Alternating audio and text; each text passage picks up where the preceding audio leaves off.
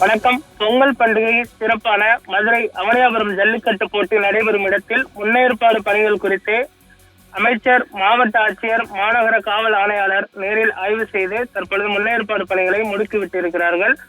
மதுரை உலக புகழ்பெற்ற அவனியாபுரம் ஜல்லிக்கட்டு போட்டி வரும் 15ஆம் தேதி தைப்பொங்கல் அன்று நடைபெற இருக்கிறது. இதற்கான முன்னேற்பு பணிகள் குறித்து மிக தீவிரமாக நடைபெற்று வரும் நிலையில் முன்னேற்பாடு பணிகளை ஆய்வு செய்வதற்காக இன்று வணிக வரி மற்றும் பத்திரப்பதிவுத்துறை அமைச்சர் மூர்த்தி மற்றும் மதுரை மாவட்ட ஆட்சியர் பிரவீன்குமார், மதுரை மாநகர காவல் ஆணையாளர் லோகநாதன், மாநகராட்சி ஆணையர் மற்றும் அரசு அலுவலர்கள் உடன் இருந்தனர்.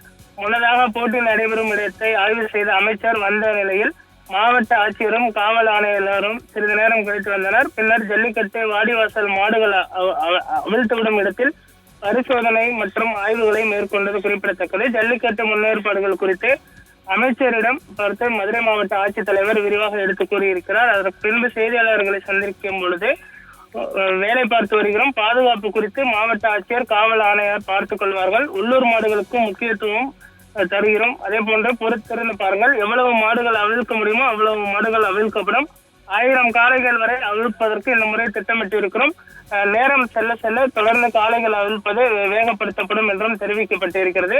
மதுரை மாநகர் மட்டுமன்றி வெளிநாட்டினரும் இந்த ஜல்லிக்கட்டு போட்டிகளை பார்வையிடுவதற்கு வருகை தரலாம் என்று எதிர்பார்க்கப்படுவதனால் அதற்கான சிறப்பு முன்னேற்பாடுகள் செய்யப்பட்டு இருக்கிறது. அதே போன்று காளைகளை அடைக்கக்கூடிய வீரர்களுக்கு சிறப்பு பரிசுகளும் அறிவிக்கப்பட்டு இருக்கிறது. 3வது நாள் நடைபெறக்கூடிய அலங்காநல்லூர் ஜல்லிக்கட்டு போட்டியில் துணை முதல்வர் உதயநிதி ஸ்டாலின் கார் உள்ளிட்ட பரிசுகளை வழங்குவதற்கும் திட்டமிடப்பட்டு இருக்கிறது.